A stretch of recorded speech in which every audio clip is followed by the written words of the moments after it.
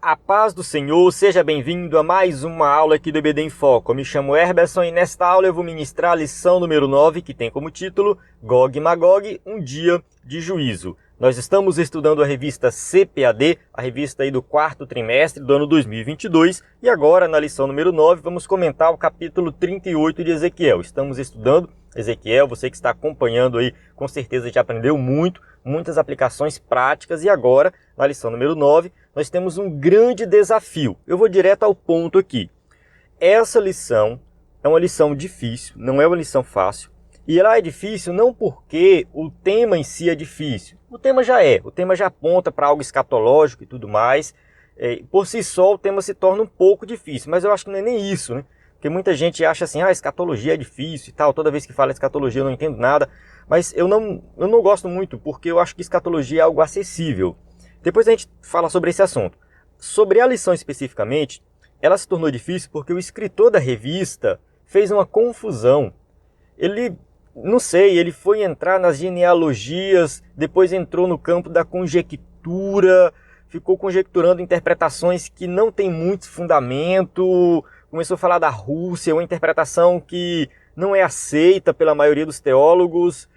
É uma interpretação que depende de muito modismo, depende do momento. Na época da Guerra Fria, ela surgiu ali e tal, estava em alta, aí depois todo mundo esqueceu, aí agora, com a guerra da Ucrânia, da Rússia contra a Ucrânia, voltou à tona, e eu acho que não é uma boa exegese essa interpretação, e eu pretendo aqui nessa aula fazer uma interpretação diferente. Pretendo não, eu vou fazer uma interpretação diferente aqui nessa aula.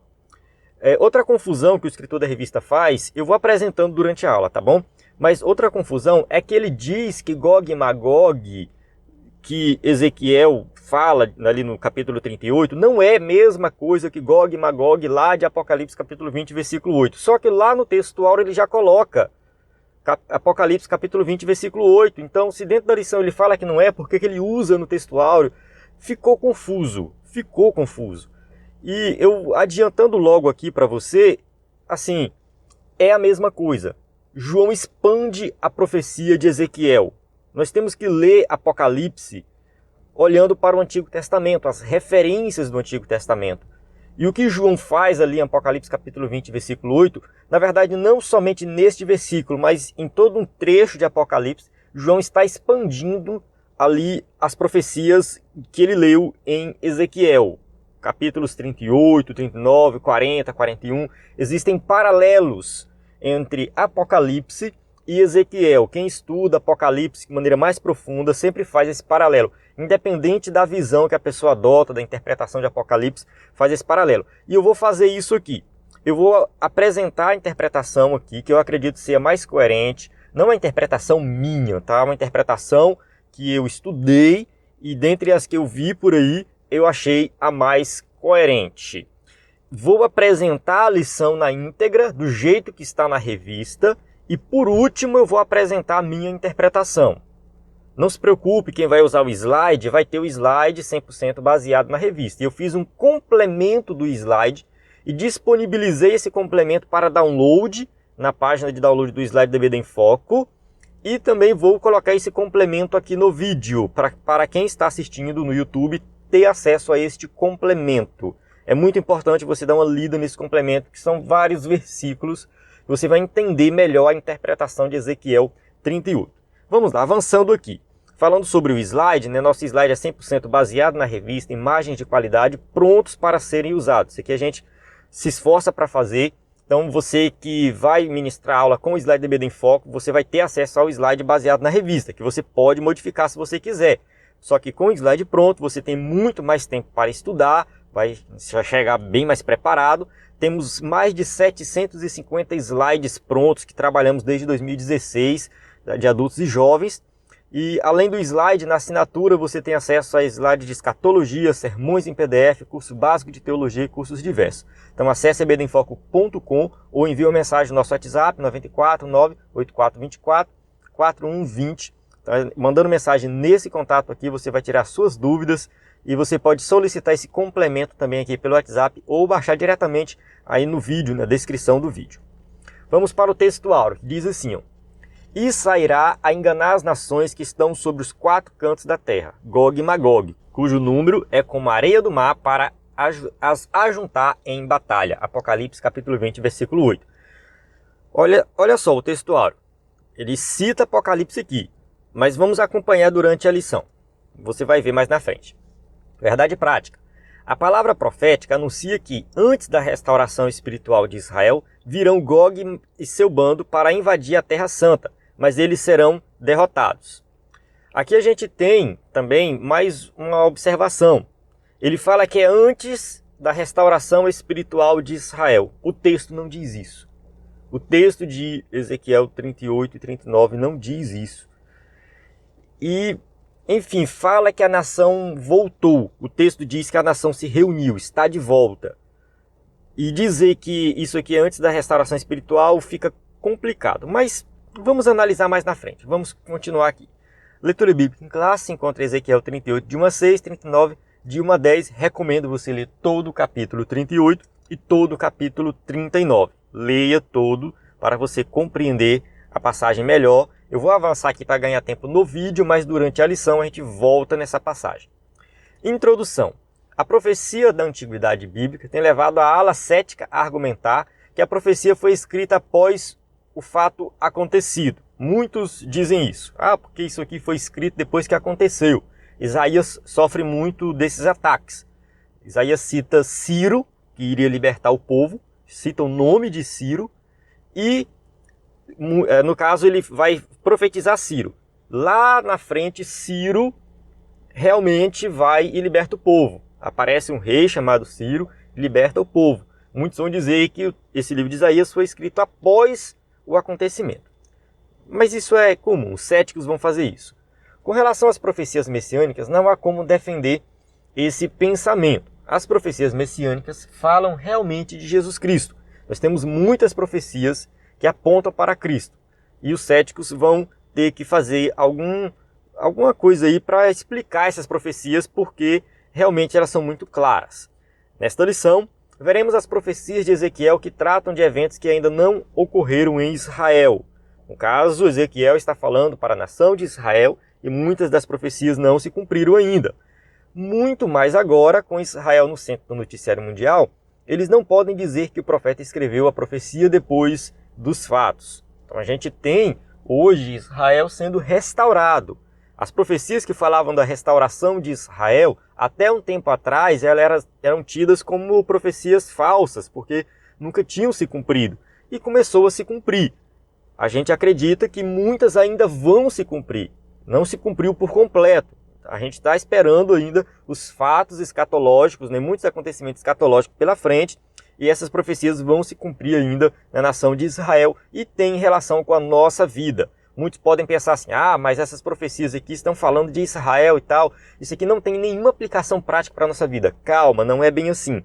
Vamos entender aqui que essas profecias, por mais que falam da nação de Israel, falam do futuro, são profecias que têm relação muito forte com nossa vida, tem relação direta, aplicações diretas com o nosso cotidiano. Tópico 1. Sobre a identidade dos povos invasores, parte 1. Essa profecia envolve muitos nomes e alguns deles até parecem enigmáticos. Observe que realmente Ezequiel cita muitos nomes, cita algumas nações, cita pessoas e a gente precisa compreender isso. O nosso desafio é identificar quem são hoje os povos que Ezequiel menciona na antiguidade. Vamos lá. 1.1. Os invasores.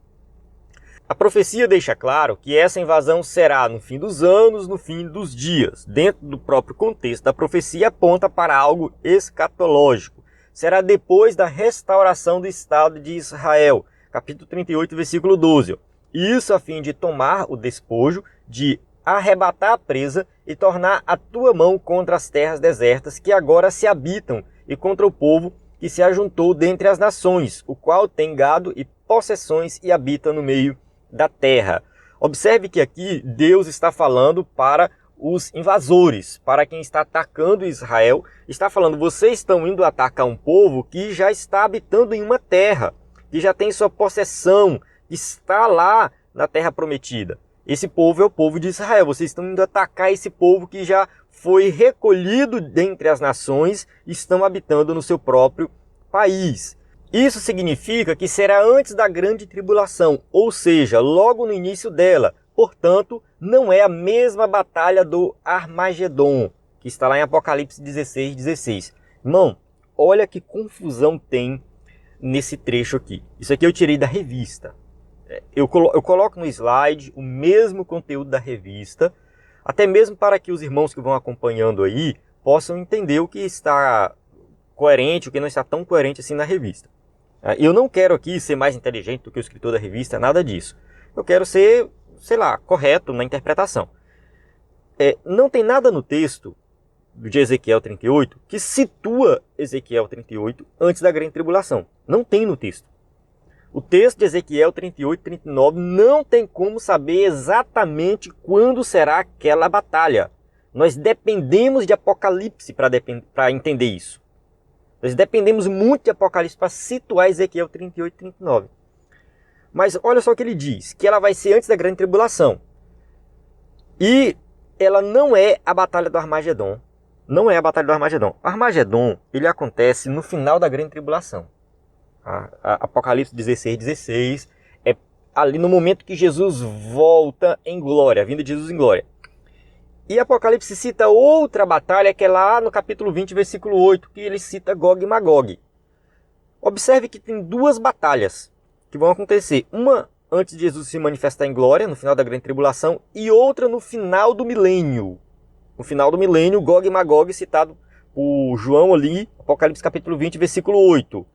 E a batalha de Ezequiel 38, segundo o escritor da revista, é antes da grande tribulação. Mas não tem como, pelo contexto, a gente não consegue tirar essa informação.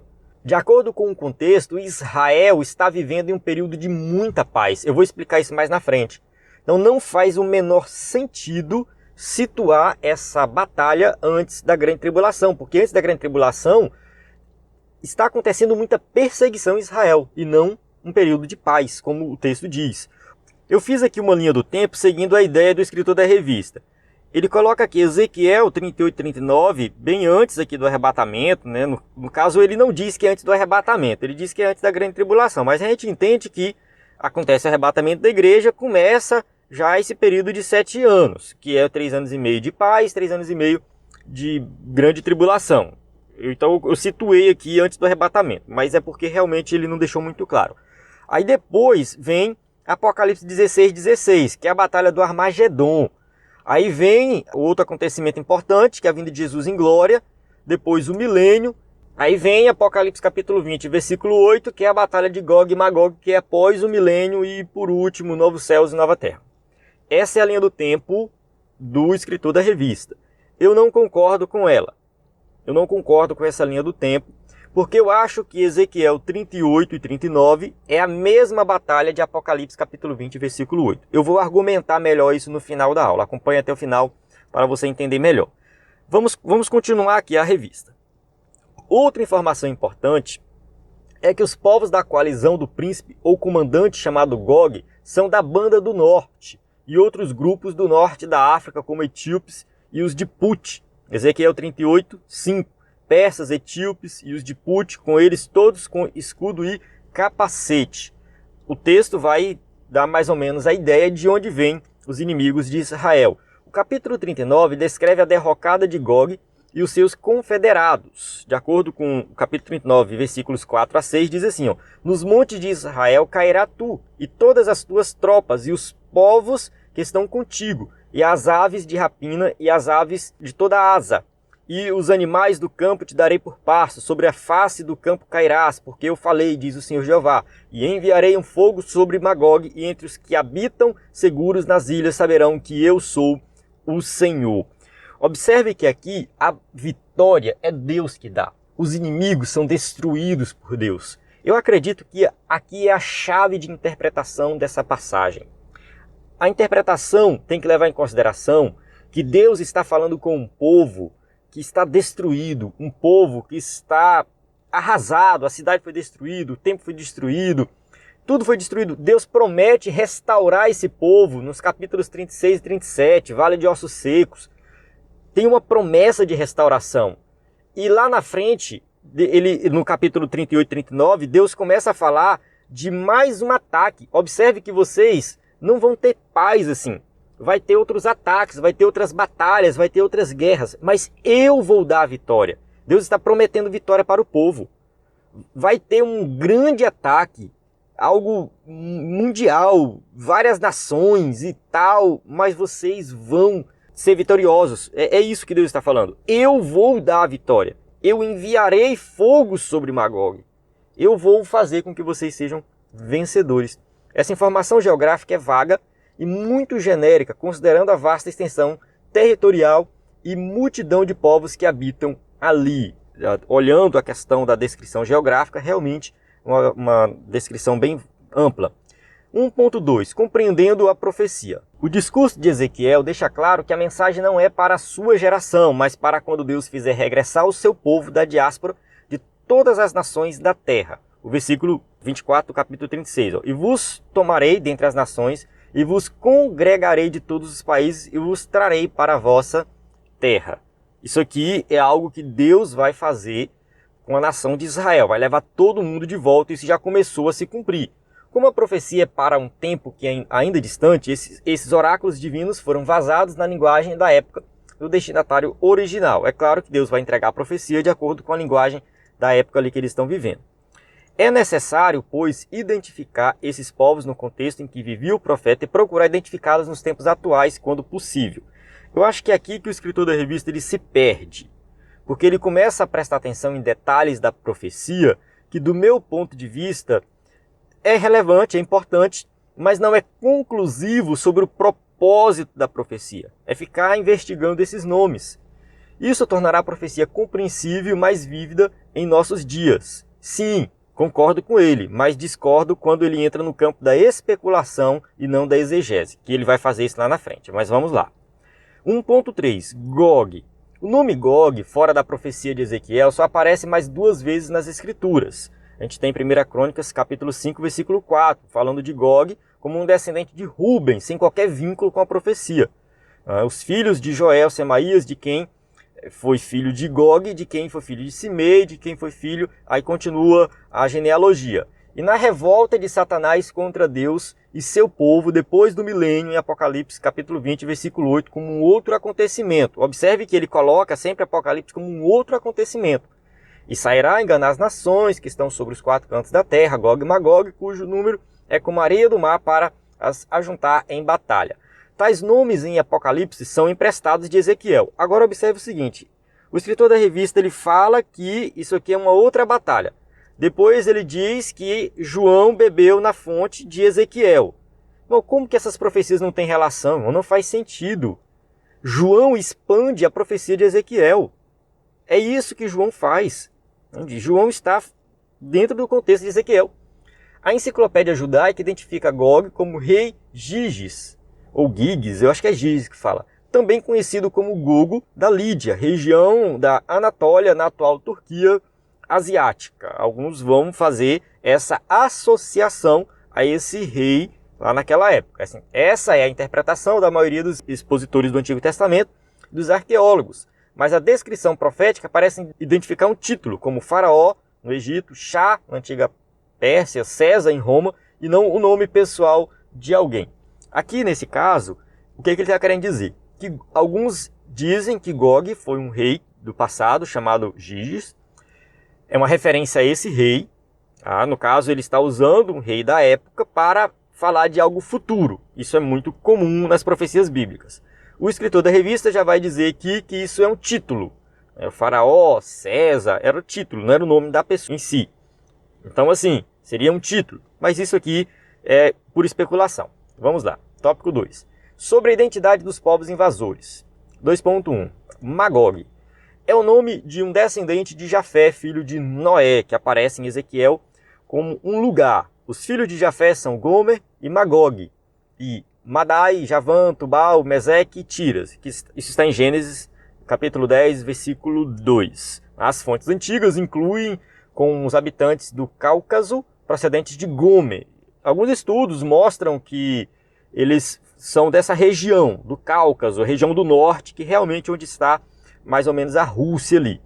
O historiador judeu Flávio Joséfo identifica Magog com os citas, um conjunto de etnias nômades que viviam na região norte do Mar Negro e no Mar Cáspio.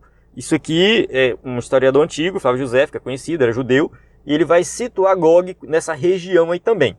E os citas aparecem no Novo Testamento juntamente com os bárbaros, Colossenses 3,11, onde não há grego nem judeu, circuncisão nem circuncisão, bárbaro, cita, servo ou livre, mas Cristo é tudo em todos. O que ele está querendo dizer aqui? Isso aqui o escritor da revista joga, fica calado, depois lá na frente ele volta. Então eu vou adiantando para você. Ele está querendo dizer que essa região é a região norte, onde fica mais ou menos a Rússia hoje. Isso aqui é um estudo que ele está fazendo para mostrar depois que isso é uma referência à Rússia. Vem do norte, o povo vem do norte, citando o norte, enfim. 2.2, Meseque e Tubal. Capítulo 39, versículo 1 fala assim: Eis que sou contra ti, ó Gog, príncipe e chefe de Meseque e de Tubal. Tubal e Meseque são dois dos 7 irmãos, filhos de Jafé, filho de Noé. Está em Gênesis 10:2, que a gente leu agora há pouco. Está bem claro aqui que ele faz parte dessa descendência. Esses dois jafetitas deram origem a Tubal e Musqui, reinos frigianos da Capadócia, na Anatólia, segundo inscrições assírias.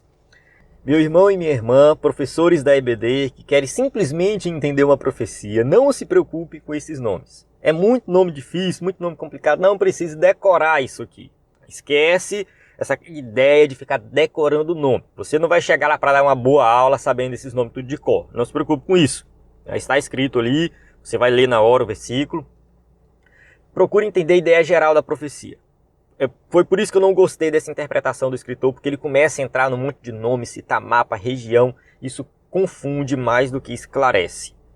O que ele está querendo dizer assim: esses povos antigos, esses filhos dessas pessoas, filhos de Jafé, formaram cidades, formaram povos, formaram regiões. Eles deram origem a essas regiões. E essas regiões ainda existem hoje. E ele está procurando uma relação dessas regiões do passado com as regiões do presente.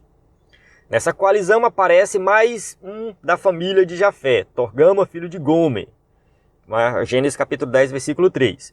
Então Gomer é o primeiro da lista dos filhos de Jafé, ele é identificado desde a antiguidade como povo cáucaso. Eu coloquei aqui a descendência de Jafé: Noé, Jafé, Magog, Gomer, Meseque, Tubal, Torgama.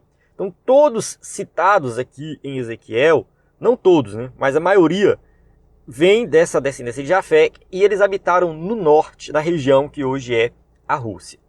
A coalizão de Gog, 2.3.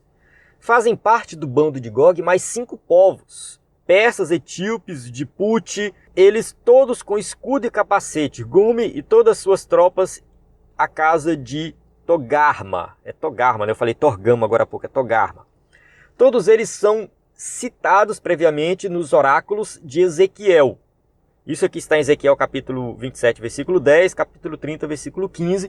Ele cita essas nações anteriormente. Então, Ezequiel já tem em mente essas nações. Eu coloco um mapinha aqui para ajudar você a compreender melhor aí, mas depois você vai estudando com detalhes essa questão desse mapa. Não se preocupe também em entender o mapa 100%. A Bíblia hebraica emprega o nome Cush para a Etiópia e Put para a Líbia. Ambos, Cush e Put, são descendentes de Cã, filho de Noé. Cush, filho de Noé, eles vão para a região da África. Etiópia, Líbia, está aqui marcado no mapa se você estiver assistindo o vídeo. Quem está com o slide depois vai ficar mais fácil para compreender isso aqui. O norte da profecia em relação a Israel inclui Mesopotâmia, Ásia Menor e as regiões do Mar Negro e o Mar Cáspio. Então, essa região é a região do norte. Israel está aqui embaixo. Ó. Então, quando a gente olha para Israel aqui embaixo, Jerusalém, o norte é tudo que está acima. Então, entra aqui a Mesopotâmia, entra aqui a região do Mar Negro, Mar Cáspio, essa região para cima ali onde fica a Rússia. Os persas são os atuais iranianos. A Pérsia teve o nome mudado para Irã. Então, a região da Pérsia depois se tornou aí o país chamado Irã. Vamos para o tópico 3, sobre o contexto escatológico. Eu avancei aqui para a gente realmente entender a lição e depois eu vou entrar na interpretação que eu vou apresentar para você melhor. A interpretação popular que considera a Rússia como Gog ganhou muito espaço durante o período da Guerra Fria. Como eu falei no começo, muitas dessas interpretações são modismos. Elas aparecem e somem de acordo com o que está acontecendo no mundo, com a moda da época. Para quem não sabe o que foi a Guerra Fria, isso aconteceu no passado, foi uma guerra que não envolveu armas diretamente, foi entre os Estados Unidos e a União Soviética, que a União Soviética era socialista, Estados Unidos capitalista, então tinha esse embate entre eles, disputa ideológica, disputa cultural, disputa nos esportes, disputa nas tecnologias, né? Um mandava um foguete para o espaço, outro mandava um homem para o espaço, e enfim, eles tinham essa disputa, e esse período foi um período bem conturbado da humanidade, o período da Guerra Fria, e nessa época essa interpretação ela foi muito adotada. Vamos ver aqui essa interpretação, 3.1 Gog e Magog. A mensagem contra Gog, terra de Magog, príncipe e chefe de Meseque e de Tubal, é uma das passagens mais difíceis das Escrituras. Isso aqui é o texto da revista e eu discordo disso aqui. Se torna difícil se você começar a fazer especulação, querer saber exatamente o nome de cada uma dessas nações, fazer o que ele está fazendo aqui na revista. Aí se torna realmente muito difícil. Mas é uma passagem relativamente fácil de entender, porque ela fala de um futuro de Israel, que Israel vai ter paz. Isso tem várias promessas no Antigo Testamento. A gente tem uma referência lá no Apocalipse. Então a gente consegue sim ter uma ideia geral dessa profecia. Então, assim, ela se torna difícil se você quiser fazer especulações sobre os nomes. Mas ela se torna relativamente fácil se você entender a ideia geral da profecia, que é mostrar que Deus ele cuida do seu povo, ele dá o livramento do seu povo, independente dos ataques que o seu povo sofre. Ele está cuidando da nação, ele está cuidando de nós, ele cuida da história, ele cuida de tudo. Acho que a ideia geral da profecia é isso. Vem um bando de Gog e Magog, mais outras 5 nações e tal, vão querer destruir Israel, mas eu vou dar a vitória. É isso que Deus está falando para Israel. Muitos acreditam tratar-se de uma expressão genérica para indicar o futuro inimigo de Israel. O rei Giges, da Líbia, por exemplo, seria a figura do futuro inimigo de Israel e comandaria os seus confederados. Mas algo aqui um pouco confuso, só que assim, é uma profecia futura, na época que Ezequiel profetizou, mesmo que seja uma referência ao rei Giges, ela aponta para algo escatológico. É nesse sentido. Segundo o Talmud, literatura religiosa muito antiga dos judeus, Gog e Magog são 2 nomes paralelos de uma mesma nação. Não são 2 nomes diferentes, mas um nome só, uma referência à mesma nação. Esses inimigos de Israel são derrotados e isso nos desperta a esperança da nossa vitória em Cristo, pois a profecia mostra que Deus está do lado do seu povo. Aqui sim, aqui eu concordo 100% com ele. Esses inimigos de Israel serão derrotados pelo próprio Deus. Isso mostra, isso nos desperta para a esperança da nossa vitória em Cristo.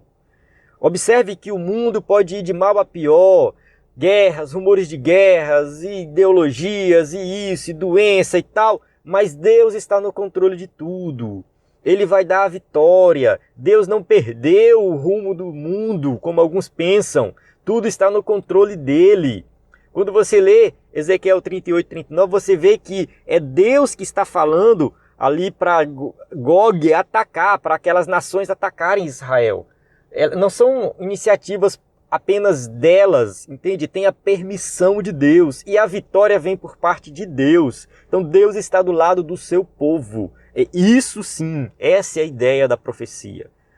O escritor da revista ele acerta em cheio nesse sentido aqui. Nos momentos difíceis que nós estamos vivendo no mundo, saiba que Deus está no controle. Ele vai dar a vitória. 3.2. Como a Rússia aparece nesse contexto? Para mim, essa é a pior parte da lição. Entra no campo da especulação. Mas vamos lá. A profecia afirma que Gog é príncipe-chefe de Meseque e de Tubal. A palavra chefe em hebraico é Rosh, de significado amplo, cabeça, chefe, pico, monte, parte superior, indica nesse sentido. Rosh é nesse sentido. Curiosamente, a Septuaginta traduziu o termo como substantivo próprio. Arconta Rosh, príncipe de Rosh.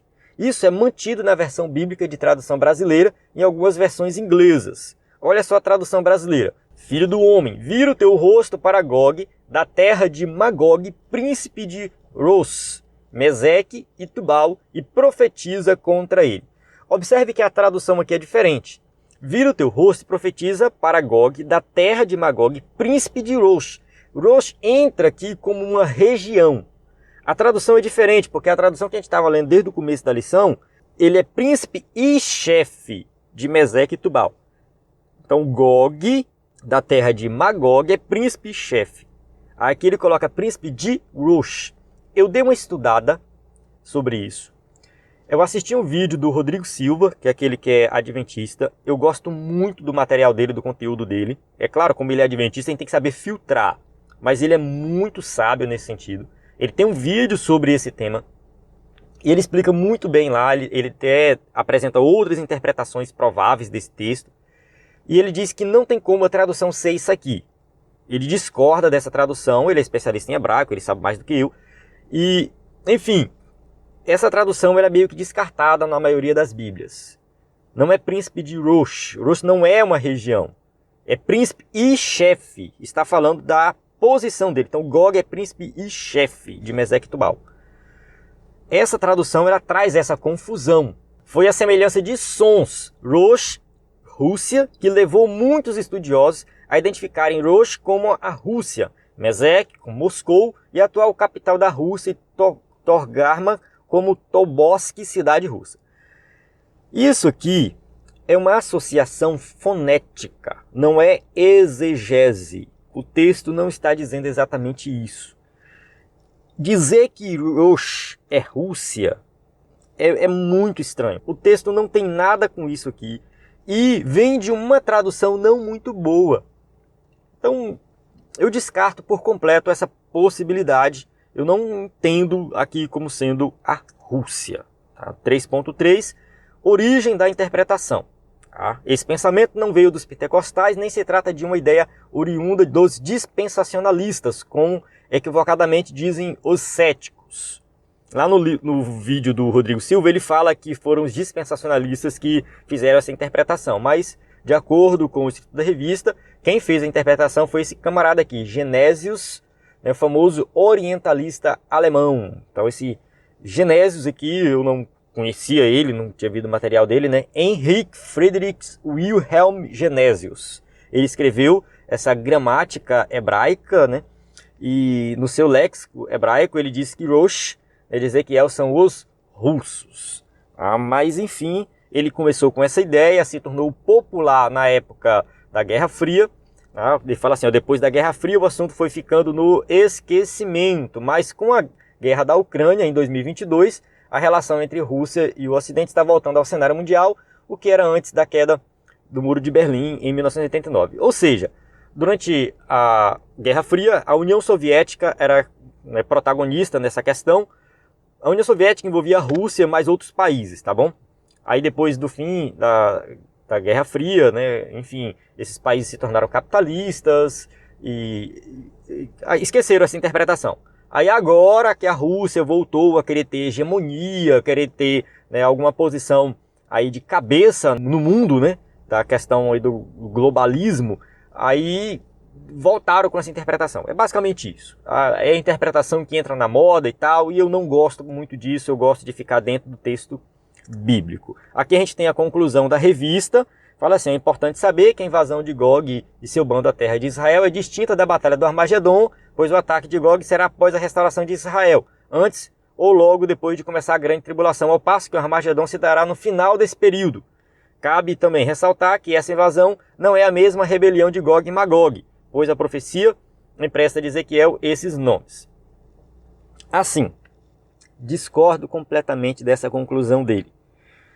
Ele situa a batalha de Ezequiel, não sei quando, porque, enfim, coloca antes da grande tribulação, mas não sei, eu fiquei confuso. Não é o Armagedon, não é Gog e Magog citado por Apocalipse, é uma outra batalha e nós não temos informação bíblica sobre isso.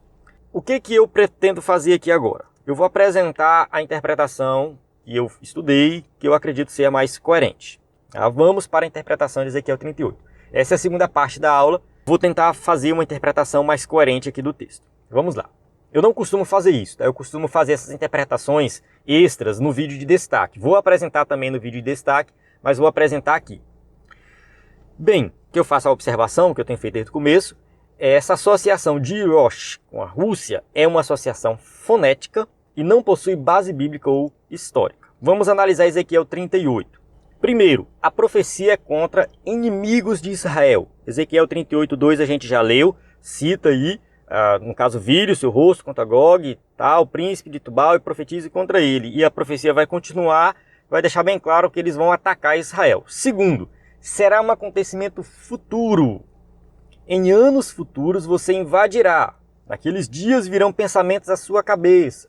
Indica realmente algo futuro. É um acontecimento futuro que aponta para um fim escatológico, e é desse sentido que a gente vai interpretando o texto. Vamos tirar informações do texto de Ezequiel. Vamos lá. Terceiro, será após a nação ser ressuscitada e reconstituída. Ezequiel 38, versículo 8. Você invadirá uma terra que se recuperou da guerra, cujo povo foi reunido dentre muitas nações nos montes de Israel, os quais por muito tempo estiveram arrasados, foram trazidos das nações e agora todos eles vivem em segurança. Observe que a profecia aponta para um tempo em que Israel está vivendo um período de paz, de restauração. A nação foi restaurada. Será um período de muita paz e tranquilidade.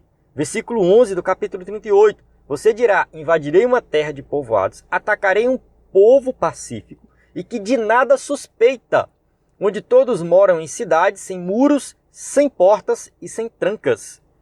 Versículo 14. Naquele dia, quando o meu povo Israel estiver vivendo em segurança, será que você não vai reparar nisso? Observe que esse futuro é um futuro de paz, é um futuro de tranquilidade, é um futuro de segurança, sem porta, sem tranca. Observe isso. Quando que foi que isso aconteceu em Israel? Será que isso vai acontecer até a grande tribulação? Vamos lá, vamos analisar. Mais uma observação, a quinta observação. O próprio Deus vai destruir os inimigos de Israel.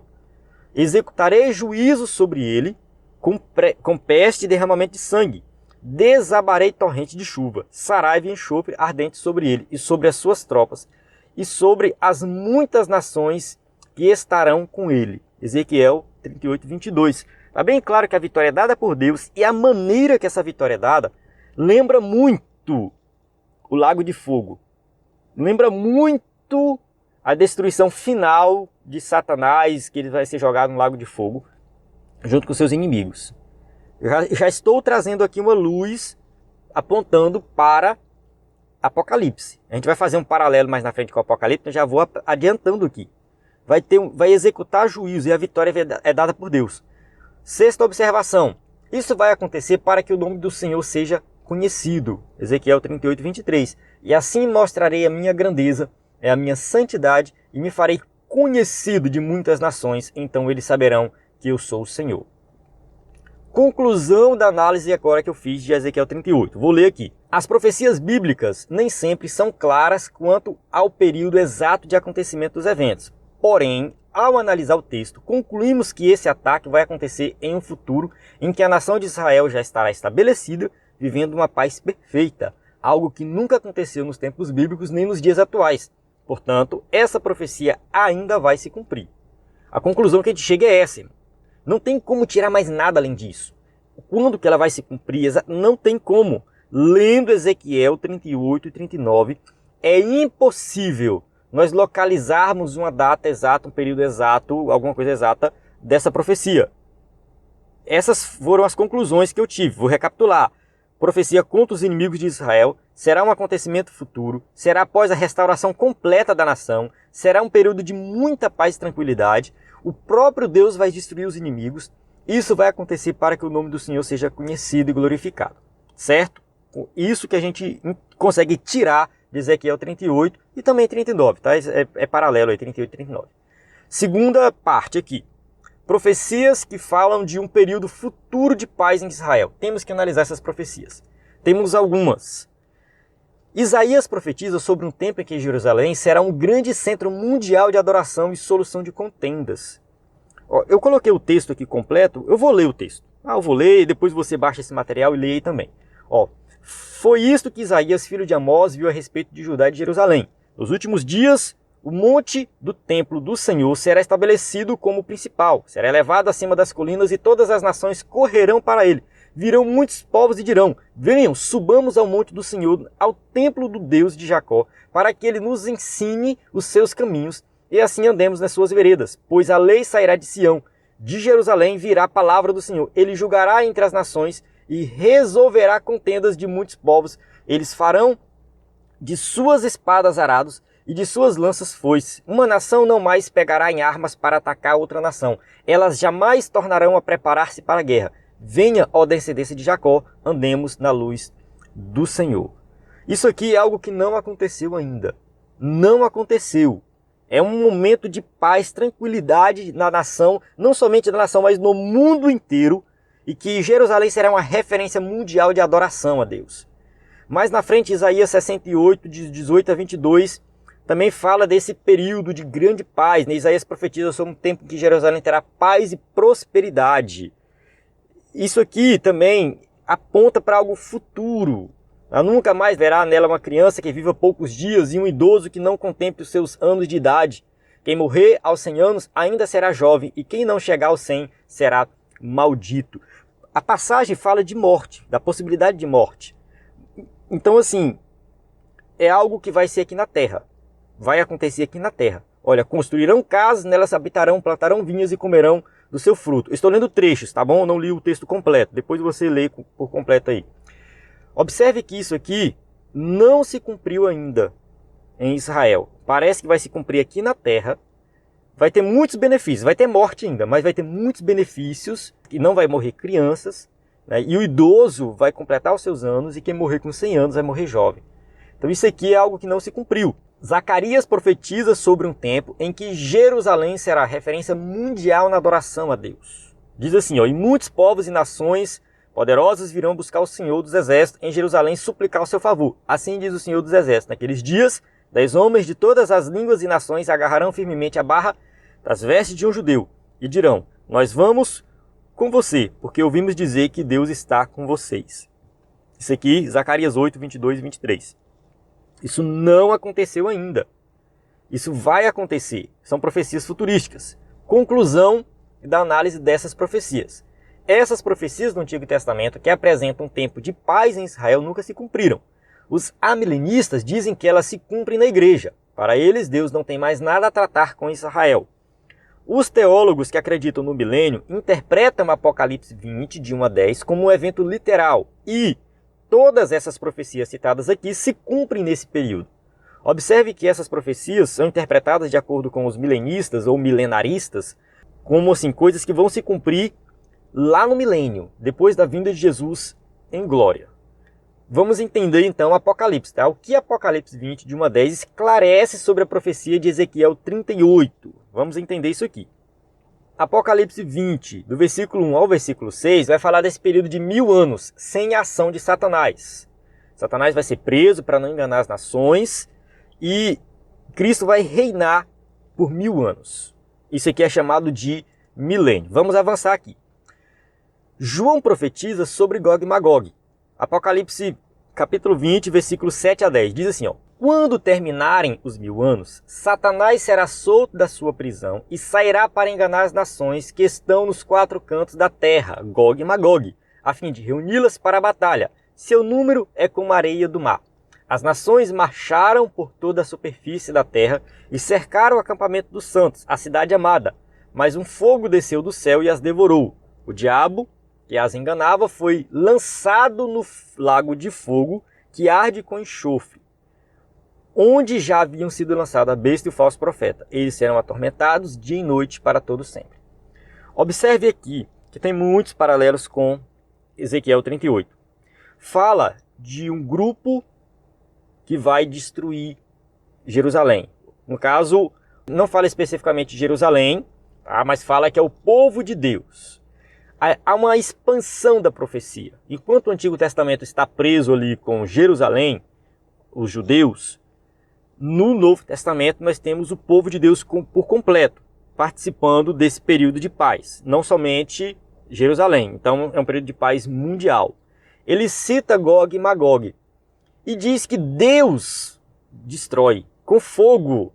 E no final é lançado no lago de fogo que arde com fogo e enxofre. Observe que é muito paralelo, há muitos paralelos aqui.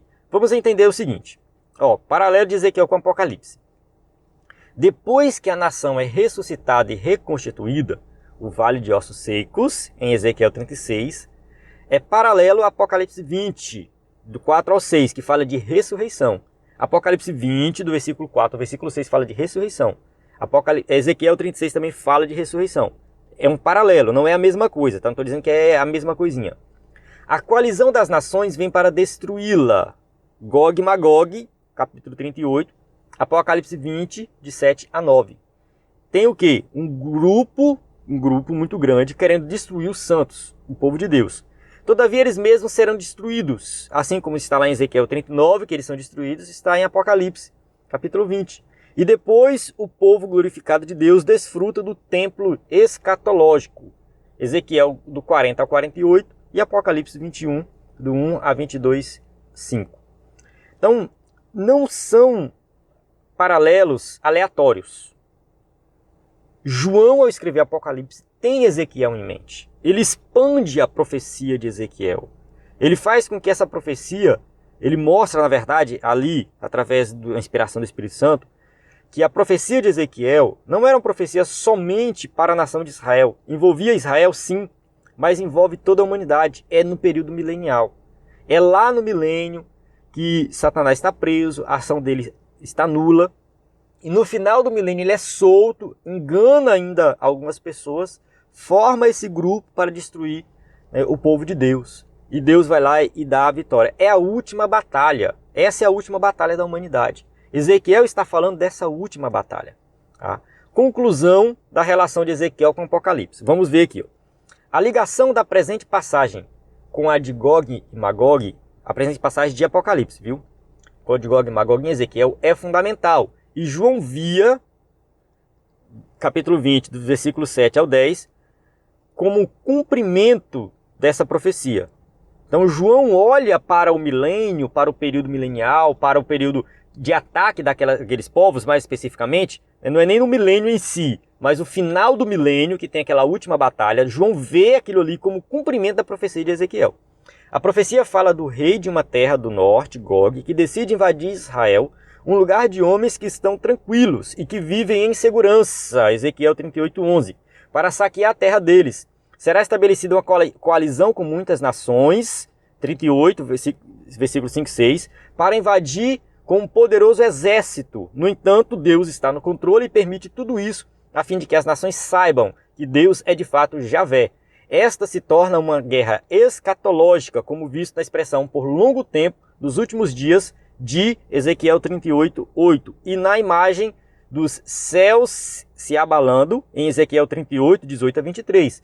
Portanto, o propósito de Deus é destruir a coalizão das nações e restaurar seu povo de tal forma que todos reconheçam que ele é Deus. Isso aqui resume tudo. Isso aqui eu tirei do livro de Apocalipse, comentário de Apocalipse, do Osborne, tá? O comentário exegético de Apocalipse. Eu copiei e colei, isso não é meu. Tá? O texto meu é esse aqui. Eu vou fazer a minha conclusão agora. Ezequiel profetizou para um povo que estava vivendo momentos difíceis. Estavam no exílio, a cidade e o templo haviam sido destruídos e não havia nenhuma perspectiva de restauração imediata. No entanto, Deus não havia abandonado seu povo. Ezequiel profetizou sobre a restauração da nação nos capítulos 36 e 37, ou seja, uma palavra de esperança. Entretanto, muitas outras batalhas viriam pela frente e eles precisavam confiar na vitória que vem do Senhor. Em Ezequiel 38, Deus mostra que mesmo um ataque grandioso com a participação de várias nações não será suficiente para destruí-los. O povo estava devastado, destruído, no exílio, cidade destruída e tudo mais, triste. Deus faz uma promessa de restauração, vale de ossos secos e tudo mais ali, você já conhece. Essa promessa de restauração é algo que é uma esperança futura para a nação de Israel. E Deus mostra para eles assim, olha, mesmo que no futuro vocês venham sofrer um ataque mundial, eu vou dar a vitória para vocês. Vocês nunca mais serão destruídos. Ao citar Gog e Magog, Apocalipse capítulo 20, versículo 8, João com certeza está pensando em Ezequiel 38. Ele interpreta a profecia como a última batalha, que vai acontecer após o milênio, Os paralelos apresentados aqui não são conclusivos, mas o contexto da batalha nos dois cenários é bem parecido. Ela vai acontecer quando Israel estiver restaurado por completo e vivendo um período de paz e tranquilidade. Nós estudamos aí, no caso Ezequiel 38, Apocalipse capítulo 20, versículo 8, mostrando que tem um paralelo sim, entre essas duas passagens. João, ao citar Gog e Magog, João não tirou isso do além, não. Ele tirou de Ezequiel, ele leu Ezequiel. Então não faz o menor sentido você não correlacionar essas duas passagens, como o escritor da revista fez.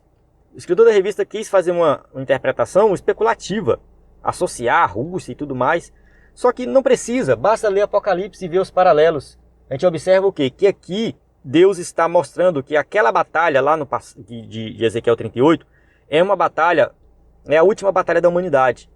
É uma batalha que vai ser não somente contra Israel, mas contra todos os santos. É uma batalha que Deus vai intervir e vai dar a vitória. É isso. Tá? É uma expansão da profecia.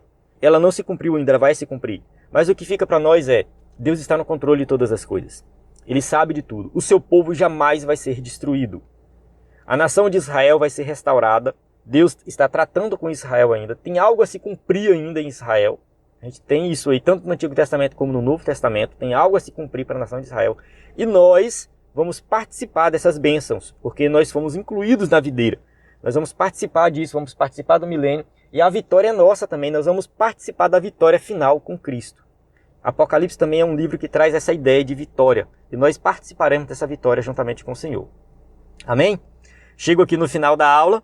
Aqui tem as perguntas para quem vai usar a revista. Então aqui as perguntas da revista. Eu espero que você tenha compreendido o assunto. Se você chegou até o final, muito obrigado. Que Deus abençoe grandemente a sua vida. E que essa interpretação possa te ajudar melhor a compreender essa passagem. Aqui só uma observação, que quem for usar o slide na igreja, por favor, envie uma foto para nós. Nós vamos compartilhar nas nossas redes sociais. Acesse nosso site ibedemfoco.com. Lá você vai encontrar tudo que precisa para ministrar uma aula de excelência.